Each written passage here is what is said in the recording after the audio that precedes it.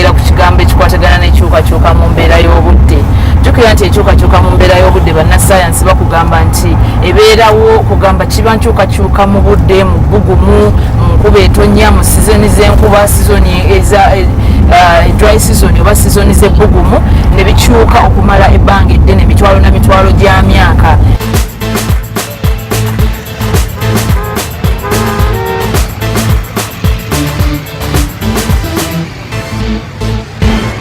Embeera y'obudde ffe tugyenoonedde nga Bannayuganda kubanga tutemye nnyo emiti, abantu bazimbye nnyo mu baziyita batya swamps, entobazi. Buli kaseera ogenda okulaba olutobazi lwobadde ng'olaba ng'olutobazi baluyiyeemu ettaka, bagenda kuzimba mu factory. Ebintu ng'ebyo bituleetedde ekizibu. Mu kaseera kano twagala bateesa baffe mutubuulire bwetwogera ku climate change oba ku nkyukakyuka mu mbeera y'obudde mumukitegeera mutya?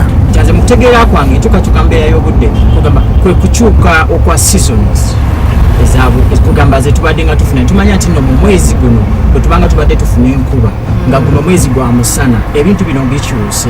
Kati example gye nnyinza okuwa omwaka oguwedde kugamba ekyeya waliwo engeri y'ekyeya omusana gwalinga mungi nnyo naye kati omwaka guno enkuba nnyingi mutuufu amakungula gakyuse era kugamba n'okusigana nko kati ebiseera bye twasigirangamu kati si byebyo embeera y'obudde ekyuse. Sabo kyogereko enkyukakyuka mu mbeera y'obudde kitegeeza kikuwa abantu abasinga bye bakiwulira paka ebyo bya bannassaayansi ffe tetubitegeera. Kyekitegeeza nti ebbugumu egenda nga eyongera, kati ebbugumu bweyongera kati wagenda nga wabeerawo enkyukakyuka mu budde.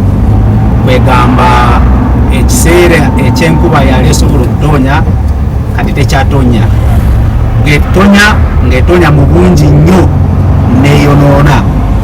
Kati amazzi kwegamba nga rivers oba lakes oba ki nabyo bigenze nga bikyuka kubanga ebbugumu ennene kati n'amazzi nago gagenda nga gakendeera. Mukibuliddeko mu mawanga amalala nga Tanzania waliwo ennyanja kati ezikyaliwo, wano waliwo rivers zetwalina n'obusitumuzi obutono bwe twalina kati tebukyaliwo.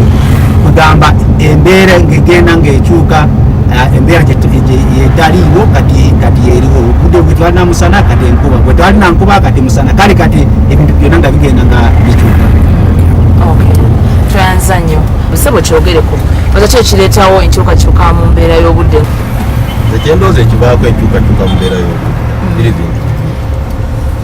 Ekisooka science and technology, okusingira ddala kambe esinge ku factory zino edda tezaalingawo agambe mu Uganda enyingi ennyo.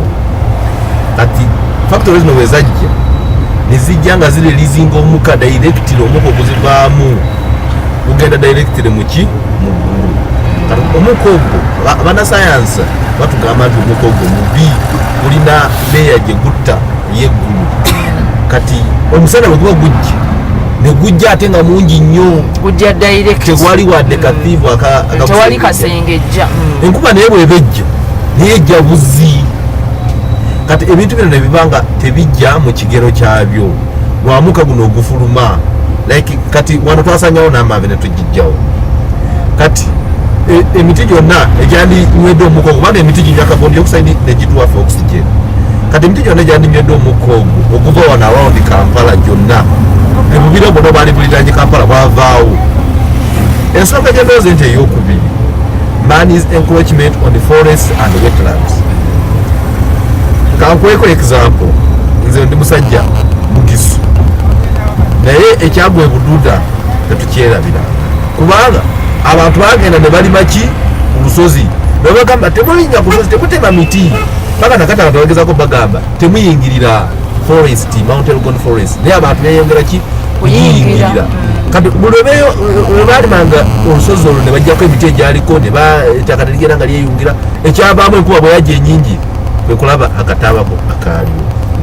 sebo tweyanza omukulu ensonga ngazi bulungi nnyo era n'okunoonyereza kutulaze nti nno era ne buduuda bagikonyeeko ne bagamba nti enkyukakyuka embeera y'obudde era abuduuda kibolaba ti kino kiri kyeriko wamu ne kaseese nti wali edda kaseese kyali nga kibira naye abantu batema emiti kati amazzi mayinja byonna enkuba bwe beetonye bikumuluka bikkawa wansi tewakyali kisengejja amazzi tewakyali kitangira mukoka embeera yeeyo tweyanze ng'omuteesa bwannyonnyodde ndowooza tetwandiyongedde nako kuba kyennyini kyannyonnyodde mu lulimi olwangu kyekivuddeko enkyukakyuka mu mbeera y'obudde mu nsi yonna katusooke tuwulire ekiva ew'omu ku bakulu abakwatibwa ku nsonga eno naye ayongere okulambulula ekikwatagana ku nkyukakyuka mu mbeera y'ebyobudde.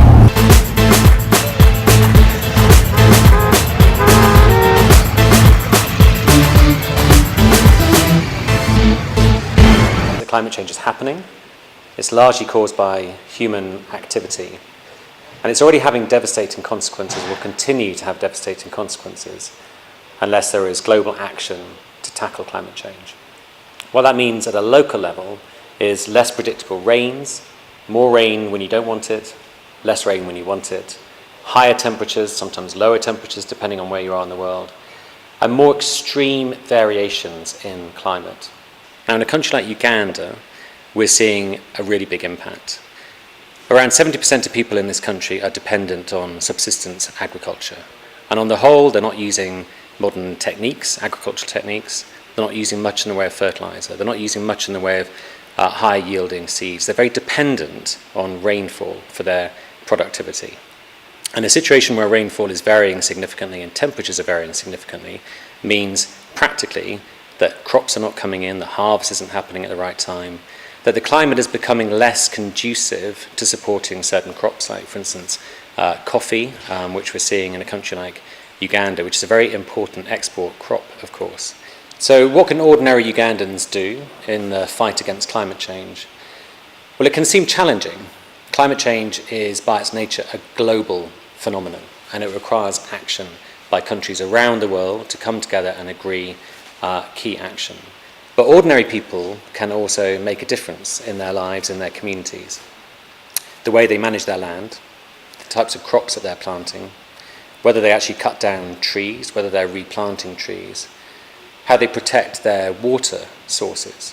There's a whole range of ways that communities can help to address the impact that climate change is having and help to build their own resilience so they have better quality water, better quality land, and actually in time can actually continue to grow crops and have the sort of productivity that they need. So it's not all something that's up to big governments and international action. It's about ordinary people taking ordinary action.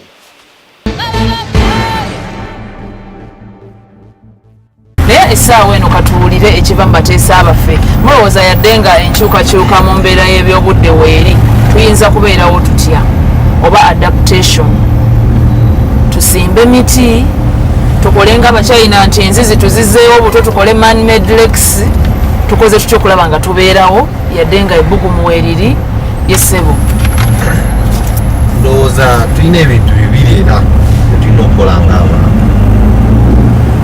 factory zino ensonga gyenyogeddeko ya factory naye factory zino tesobola abeerawo nga teziriyo kubanga mulembe gugenda okukula ate gugenda kukinyika ojja kwagala earring njja kwagala saawa njja kwagala ekikopo ekipya njja kwagala ebbaati nga liri ekkali nyini gundi Uganda Craze lyekoze oba ani oba lweza njja byagala kubanga omulembe genda kukola kukyuka man's desires will never end.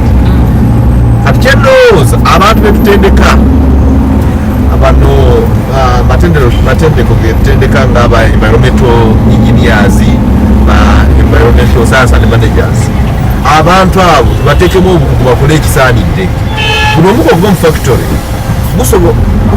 wabeerewo engeri gyetusobola okutangira okulema okugenda direct nga bwe tufulumye ogwabulako eza wabeewo process gyegwisooka neguyitamu egusengeja neweguba ogufulumye netuguta naye netuguta nga tegukyali gwa bulabe ensonga gyendowooza ey'okubiri twenkalinyika ennyo zinesozisozi kati njogera ku bifo byange kubanga bagamba omusooka wange ogezooka wange saidi z'ebududa tunakola kintu kimu tufune abantu bano otubateeka nga colonels